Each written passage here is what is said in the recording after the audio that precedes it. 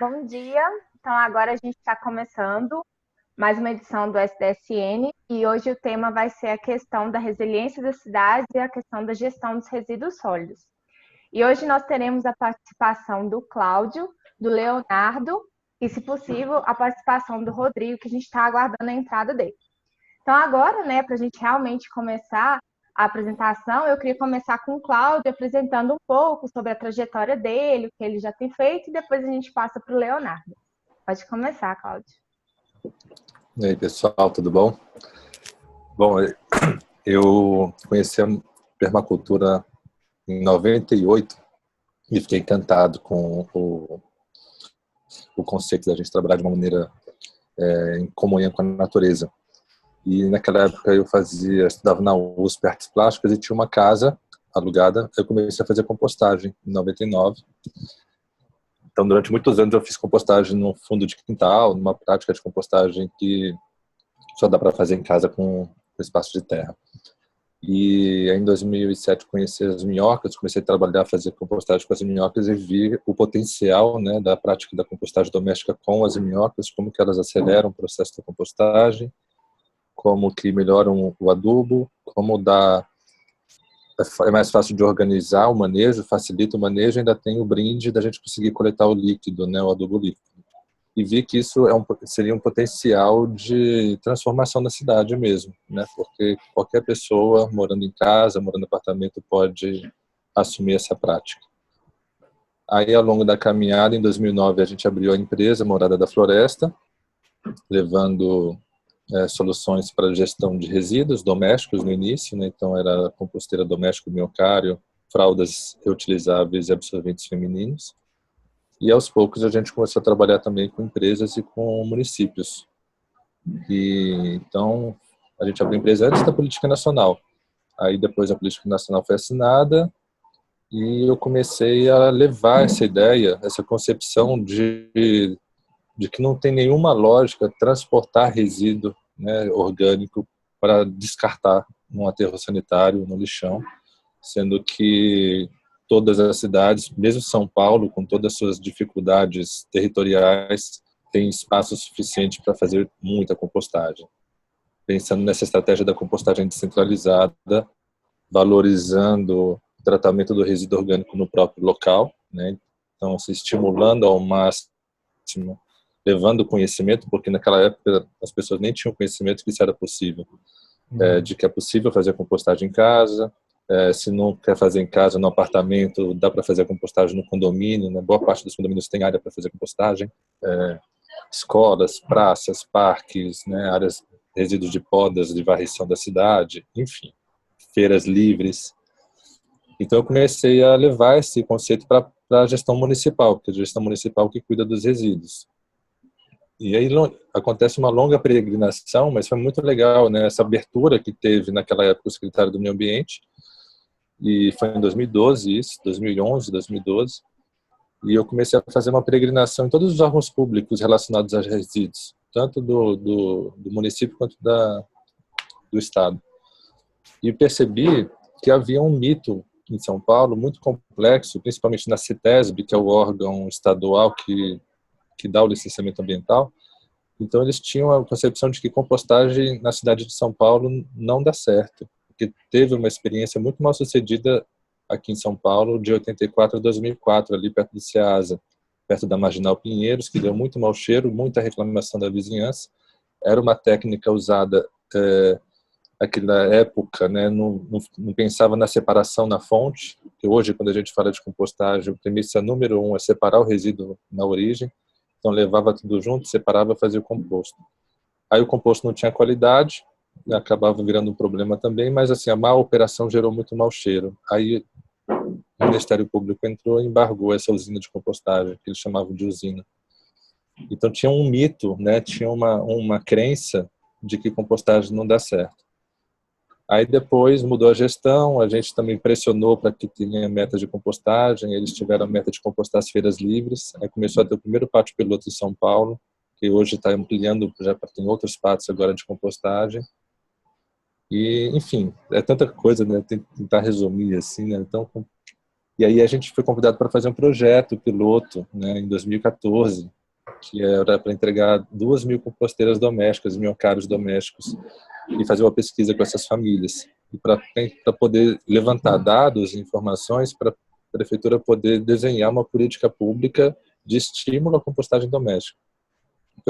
Foi o projeto Composta São Paulo, foi muito sucesso, bem avaliado, e foi ali que a gente conseguiu levar para São Paulo e para o Brasil a informação de uma maneira mais massificada, ainda pouco, não tanto ainda, né, mas trouxe um boom desse assunto da compostagem doméstica, que até então estava ainda pouco usada, né, pouco difundida, tudo.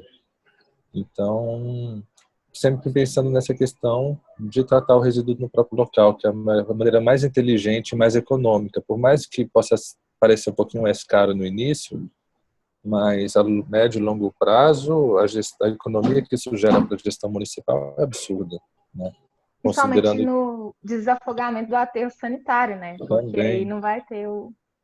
isso, e tem um conceito muito atual, né, que o pessoal está usando muito, da questão da economia circular. Então, quando a gente pensa que a gente está jogando fora toneladas de nutrientes, né, que poderia ser transformado em adubo e voltado para a agricultura, e pensando que a gente consome muito agrotóxico, muito fertilizante químico, né, então a gente poderia fazer uma transformação social enorme e ambiental, né, na hora que a gente consegue reaproveitar os resíduos orgânicos. Então, eu vejo que esse é um grande desafio nosso, enquanto sociedade brasileira, porque, por mais que falam da reciclagem, quando começou a trabalhar a reciclagem no Brasil, colocavam o orgânico como não reciclável e as pessoas ainda têm esse conceito.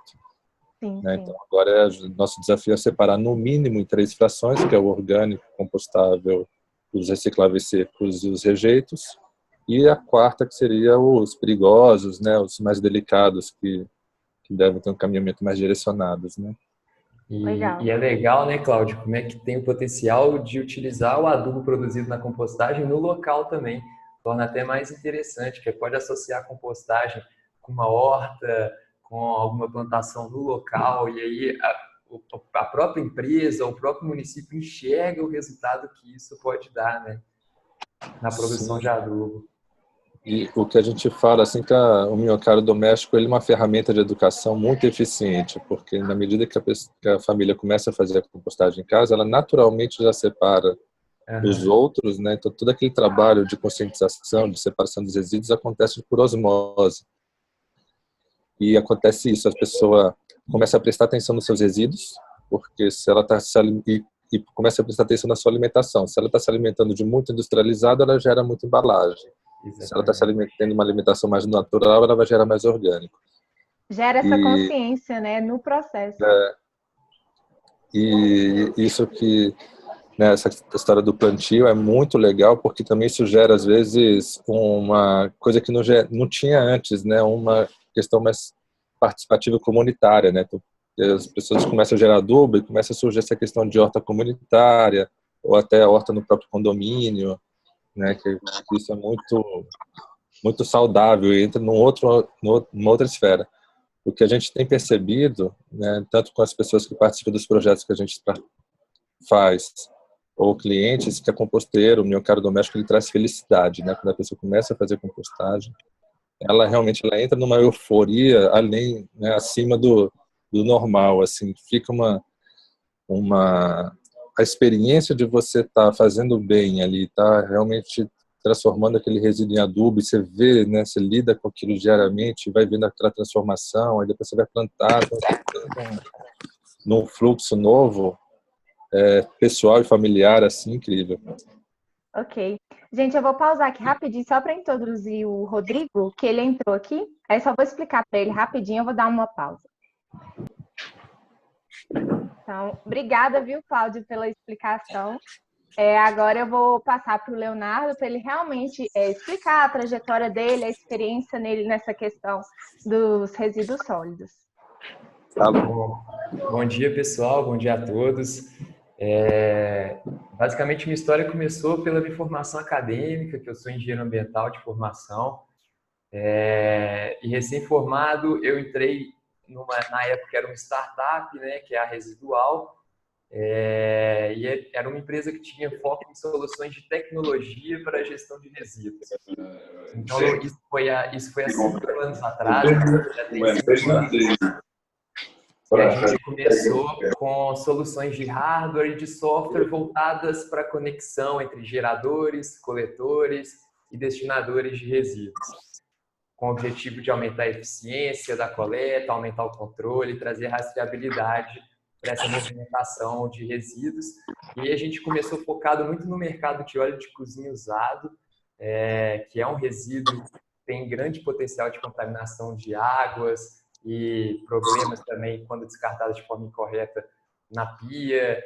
Então, existe um mercado por trás disso e a gente teve um foco inicial nesse mercado, mas depois a gente expandiu para todos os tipos de resíduos, né? E aí a gente utilizou a nossa solução para o Brasil inteiro, em diversos estados. E depois disso a gente entrou em um outro nicho de mercado, que foi soluções de logística reversa, muito tocando ali no que o Cláudio já comentou, de economia circular. E aí essa solução da Residual, ela foi focada então para os fabricantes, né? Porque os fabricantes colocam no mercado esses produtos após o consumo, eles geram resíduos, eles geram embalagens que devem ser retornados sob a ótica da economia circular para serem recuperados de alguma forma, seja reutilização, seja a reciclagem ou, se não possível nenhuma dessas formas, né, a disposição em aterros sanitários como última opção. E aí hoje a gente atua junto à logística reversa do óleo Lisa, que é fabricado pela Cargill. Então, a nossa solução, e aí não só de tecnologia, a gente entrou com essa questão de gestão, de controle ambiental dos envolvidos, para trazer mais eficiência para a logística reversa do óleo. E atualmente a gente está entrando então numa outra aplicação dessa solução, que a gente está começando junto com a Souvenir, a logística reversa de tintas e as embalagens de tintas. Então, essa foi um segundo nicho que a Residual está atuando. E a partir do fim do ano passado, e aí eu estou encabeçando mais essa área, a gente começou a prestar serviços de elaboração de planos de gerenciamento de resíduos sólidos, aí focado para os geradores de resíduos, né? Então, esse trabalho consiste em realmente uma consultoria bem próxima de cada empreendimento, e aí a gente presta para as empresas, e recentemente a gente fez para um evento também, que é entender os resíduos que são gerados, em quais quantidades. Hoje a gente ainda vê muita empresa que somente junta tudo e coloca para fora, né? Que é essa metodologia tão errada de pensar, de põe na rua ali, sem saber o que acontece, sem saber o potencial que está por trás daqueles materiais. Então a gente traz, através desse plano de gerenciamento, toda a solução, trazendo como manusear, como armazenar, como separar os resíduos na fonte, para viabilizar a destinação ambientalmente adequada de cada um deles.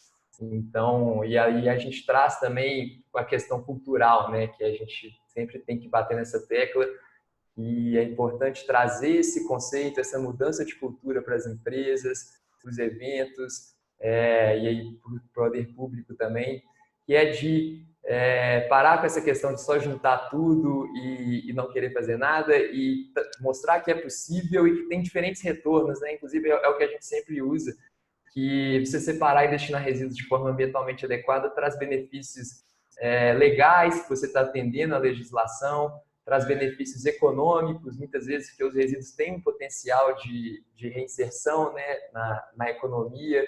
Então, você pode até representar uma fonte de receita para as empresas, para a comercialização desses materiais, além de realmente esse desempenho ambiental, esse desempenho de organização da empresa, porque resíduos passa tanto pela operação núcleo assim, de cada empresa, né, que quando você organiza os resíduos, acaba você revendo alguns processos, você revendo os desperdícios que estão acontecendo em cada etapa, então traz uma melhoria grande para a empresa de uma forma geral. Então, resumindo, a Residual está posicionada dessa forma hoje, com soluções aí diversificadas para a gestão de resíduos sólidos, e aí a gente tende cada vez mais a ampliar isso, a gente quer buscar cada vez mais escala, porque a gente vê o potencial que isso tem. Resíduos sólidos hoje tem todos os desafios envolvidos, né? Porque, como eu falei, primeiro é preciso você quebrar alguns paradigmas. Hoje ainda tem muita gente que fecha os olhos para essa realidade, mas é através desses debates, como a gente está fazendo aqui, que a gente vai disseminando esses conceitos. E apesar de ter essa resistência, já há mudanças significativas que a gente vem percebendo, que o tema vem ganhando relevância, o tema vem ganhando força. E então é basicamente essa trajetória que eu tenho, mais ou menos há 4 anos atuando aí com tecnologias, com soluções de consultoria e soluções de gestão para resíduos sólidos. Legal, Leonardo. É incrível ver essa questão de utilizar a tecnologia para um benefício de um problema e ainda assim estar aliado com a parte da legislação, né? Que foi o que você muito disse, em relação da logística reversa, da Política Nacional de Resíduos Sólidos. Isso. Então, obrigada pela apresentação. Vou passar a palavra agora para o Rodrigo, para ele falar também um pouco da trajetória dele, da experiência que ele teve. Bom, pessoal, deixa eu falar para vocês uma coisa.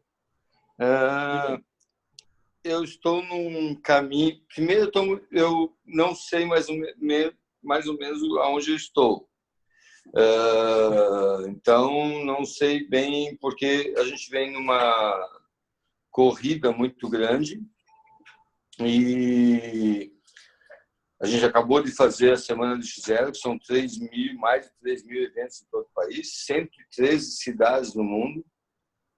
E daí me convidaram para participar de vocês. Eu estou muito confortável por estar aqui, estou vendo o Cláudio aqui. Então, o Leonardo, acabei de conhecer. Leonardo, você tem uma vida muito parecida com a minha. Eu comecei como você. Legal. E daí eu quero mudar um pouco. A Alice parou um pouco de fazer de gravar para me contar como era o negócio. Disse que era em 3 etapas. Eu vou mudar a tua lógica, Alice. Vou me permitir. Tá. Bom, fica à vontade, Rodrigo. Obrigado. A gente acabou de... Porque eu acho que a gente acabou de... Eu sou Rodrigo Sabatini, sou presidente do Instituto Lixo Zero, sou diretor da Zero Waste International Alliance e sou mentor da Juventude Lixo Zero. Hoje eu estou falando para vocês porque eu resolvi aceitar o convite. Mark, fica aí. Eu resolvi aceitar o convite de vocês para participar desse evento, dessa transmissão, mas eu estava ali perdido na minha vida. Eu estou agora na França. Esse aqui é o Marc chama-se Marc Penat, e essa aqui é a Érica. O Marc, ele é o sonho da gente, Leonardo. O Marc é um investidor que resolveu investir seu tempo, seu dinheiro, sua energia em tudo aquilo que não vai para o aterro ou incineração. Então, ele tem um parque industrial, uma empresa muito grande, com 200 funcionários, que trata de tudo aquilo que não vai para o aterro. Legal. E nós temos aqui a Érica. A Érica e o Marc nos convidou para almoçar. Eu estou em Bordeaux, na França, agora. A gente acabou de chegar de Portugal, eu e a Érica. E a gente está aqui e o Marc ofereceu um jantar. Ele fez um almoço. Ele fez um almoço muito bom para a gente aqui. Maravilhoso, na verdade. Com vinho de Bordeaux. E daí eu parei para a gente poder ouvir vocês e falar e participar. Então, eu quero juntar as duas coisas. E a Érica é representante da Juventude Lixo Zero, que a gente acabou de realizar um evento. Vocês não sabem, Cláudio, você ia adorar esse evento. Não, eu sei que você gostou do evento no Chile, porque eu vi você lá no Chile. Mas esse evento, cara, você vai ouvir falar dele sem mim. Vai chegar no teu ouvido, porque foi maravilhoso. Assim, um evento de 4 dias, uma imersão da juventude, totalmente planejada. Cada dia era mais profundo do que o anterior. Eles começaram estudando o problema, depois eles perguntaram, eles fizeram uma estratégia Cara, e assim, imagina, 8 horas por dia, durante 4 dias, e ninguém saiu daquela coisa. Só gente, e maravilhoso. Vocês vão ver nas redes, porque está todo mundo cansado agora, ninguém vai publicar nada. Mas daqui a pouco todo mundo começa a publicar. Foi maravilhoso a movimentação. Aonde que foi? Em Cascais, em Lisboa. E daí o Mark estava lá, o Mark foi um grande responsável por nos ajudar a isso. Tinha lá... Você nem me convida, hein, Rodrigo? Nem me convida, cara. Pois é, a próxima vez eu vou te convidar. Eu convidei o Marquito nesse momento. Cara, eu ia com certeza. Eu sei. Não, cara, foi maravilhoso. E o Mark está querendo fazer um na França. Então, quem sabe você em maio estará aqui. Certo? Para compartilhar a tua experiência. Deixa eu te falar, Mark. O Cláudio, ele tem uma das principais empresas do Brasil. Ele vende composteira para soluções domésticas. Muito bem. E ele fez o desenho de uma. Então, ele tem o design de uma composteira. E ele influenciou muita gente no país a virar lixo zero compostando em casa. Muito bem. O Leonardo, ele tem uma startup, é um jovem, tem 4 anos de empresa, e ele começou se ocupando de óleo de cozinha e foi evoluindo até ter... O Mark tem uma empresa de 200 funcionários. Ele se ocupa de tudo. Reciclamos 1.000 toneladas dia. Recicla 1.000 toneladas dia. Então, para vocês entenderem. Então, nossa. Nossa Senhora. 1.000 toneladas. 1.000 toneladas. Você não para de ver caminhão entrando. E ainda o cara tem ele desenvolveu e patenteou um modelo de compostagem que é muito legal e é usado nos vinhedos aqui. Esse vinho que a gente tomou tem o composto do cara. É um vinho local. Então, esse vinho... Eu fui uma vez, há um tempo atrás, um secretário, que eu não me lembro o nome dele, porque não... Lá de Novo Hamburgo, eu falei em compostagem, ele disse, está louco, vai estragar a nossa região. Então, eu não me lembro do seu nome, mas eu vou dizer, esse vinho de Bordeaux cresceu e foi feito com compostagem, certo? Isso aqui é turismo, é economia e tudo, não é... Bom, continuar. A Alice me falou que a gente ia falar primeiro da problemática, a gente ia se apresentar, depois a gente ia falar da problemática, depois das soluções. Bom, eu não vou falar da problemática, porque meu foco não é esse. A problemática, quem quiser ouvir, é só ligar a internet, o jornal ou a televisão. Ou olhar na tua rua. Na verdade, olha na tua casa, que é mais fácil. A problemática começa você olhando a tua lixeira. Ali você entende a problemática. Porque você é parte inicial do problema. Certo? Então, vai lá que você vai entender a problemática. Ou tenta se conscientizar e olha a tua lixeira, você vai entender a problemática. O momento atual é um momento de despertar de diversas formas no mundo. Nós temos a Greta, nós temos o movimento de lixo zero, nós temos o movimento slow food, nós temos o movimento de compostagem, nós temos o movimento da agricultura urbana. Nós temos um movimento que é muito legal da juventude querer trabalhar por propósito, que é bem diferente da geração anterior que queria segurança. Hoje a gente não quer mais segurança, a nossa geração anterior queria segurança, a nossa não. Vai. A geração que estava anterior queria segurança. Hoje, a juventude quer propósito. Então, é outra parte do movimento. E as coisas que estão acontecendo são... eu foco no lado, na parte cheia do copo. Eu não quero saber da parte vazia. Mas agora estou vendo até o copo do Mark aqui. O nosso copo é assim, ó. Certo? Eu sei que está vazio, não adianta me encher o saco.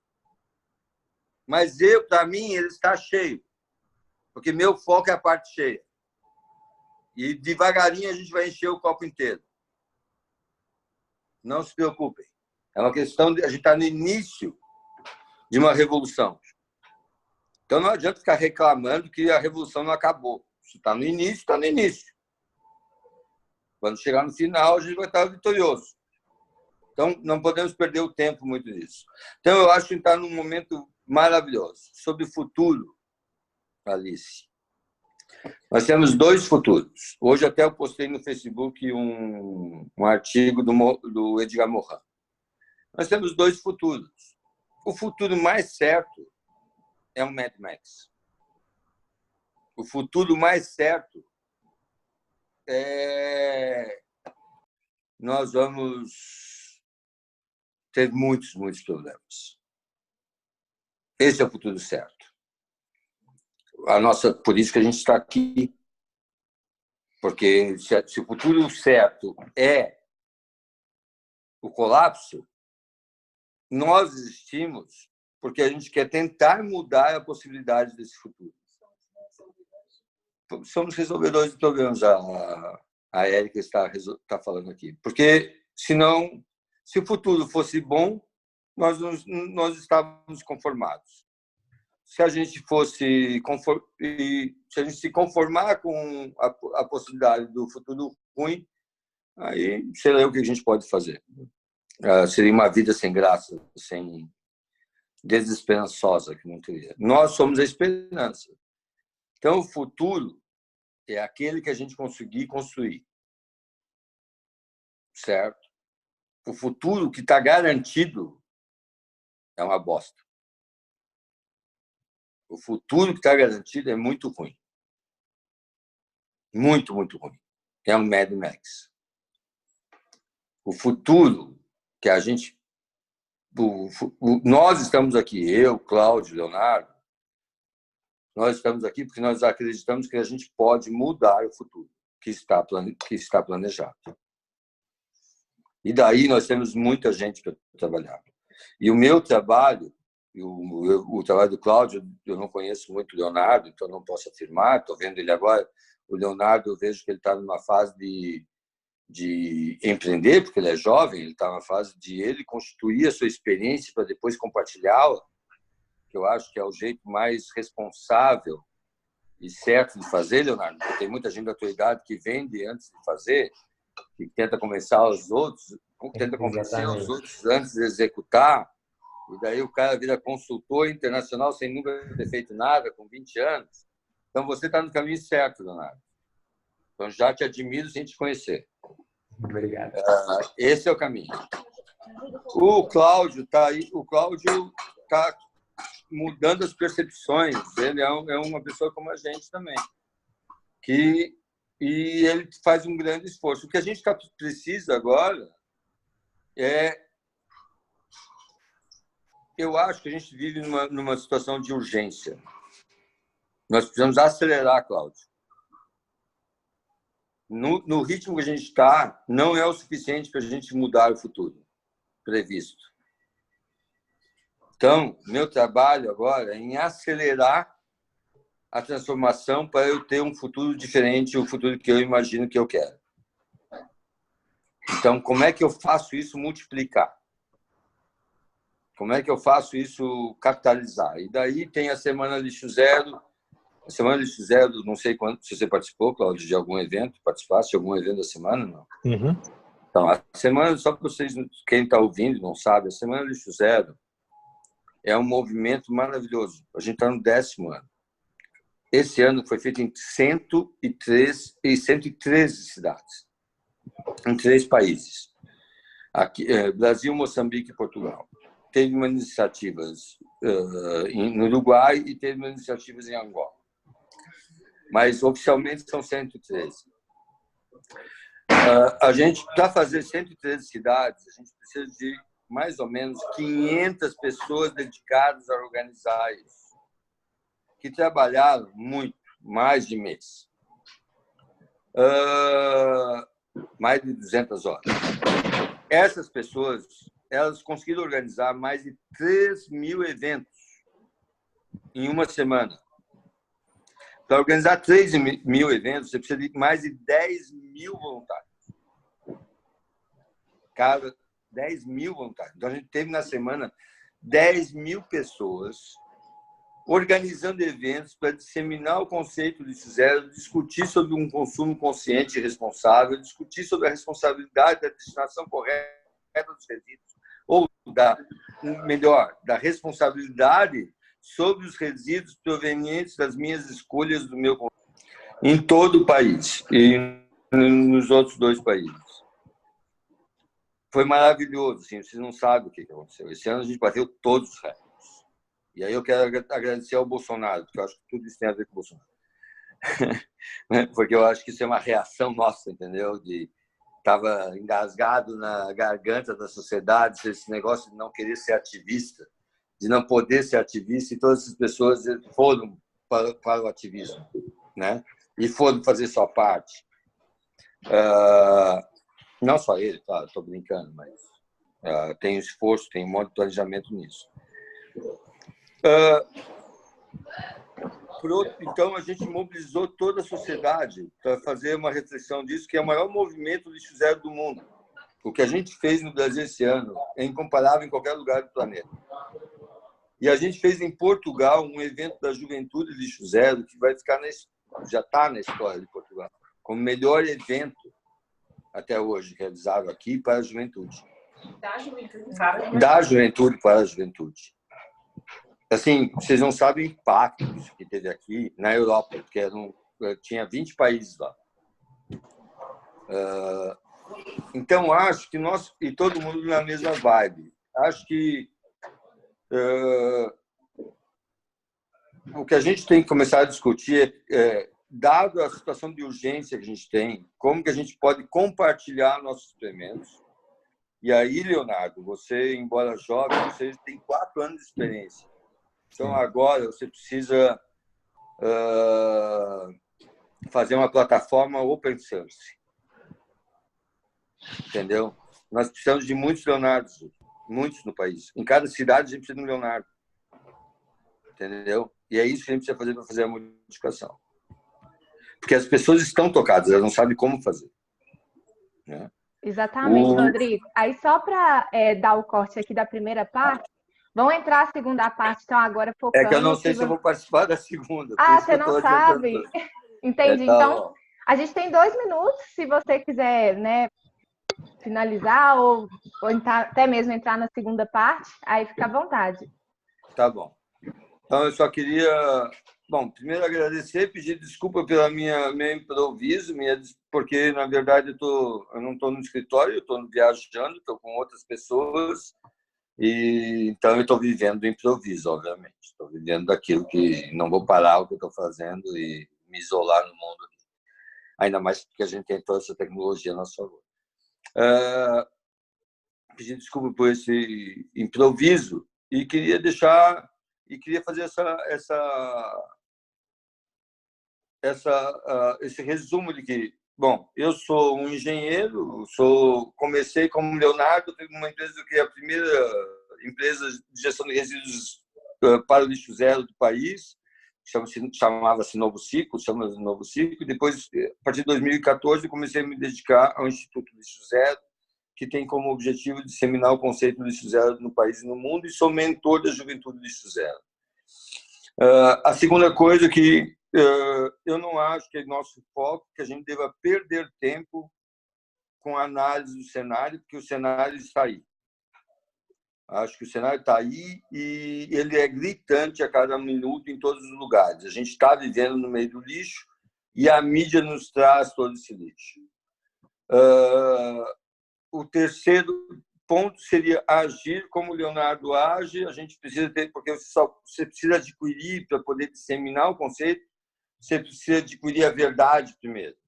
E a verdade só é obtida você fazendo. A verdade só está em você. Você não pode falar sobre a verdade sobre outros. Então, você precisa experimentar a verdade, fazer aquilo, porque isso vai te dar confiança, vai te dar o poder de você poder transmitir. E a terceira coisa que eu queria deixar claro é que eu vejo que acho que a gente está construindo, mas a coisa está ficando cada vez mais séria. A gente está num período de urgência e eu acho que todos nós devemos nos unir para um movimento de um movimento anárquico, quer dizer, a partir da gente, não a partir do Estado ou das companhias, um movimento anárquico de compartilhamento da experiência e dos conceitos e das filosofias. Nós precisamos agir disseminando, porque isso vai ser cada vez mais necessário e a gente não tem tempo, cara, não tem mais tempo. Ok, Rodrigo. Tá bom? Posso voltar depois. Claro, eu agradeço muito pela reflexão que você trouxe, foi incrível a sua visão. E a gente agora vai continuar discutindo, a gente realmente agora não vai mais falar de problemática, como você falou, e a gente vai voltar discutindo as soluções. Então, você fica à vontade, se você quiser entrar, eu sei que você está corrido aí, mas eu agradeço muito sua participação e eu convido o Cláudio e o Leonardo para entrar na segunda chamada também. Obrigado a todos. Obrigada. Perfeito. Obrigado, Bom Rodrigo. dia a todos. Prazer. Prazer. Falou, Rodrigo. Falou, Cláudio. Tá convidado para a próxima, hein? Eu tô convidado, hein? Já tá convidado. Só Vai ter que avisar. só vou avisar. Pode me cobrar. Tá bom. Até a Um abraço. próxima, gente.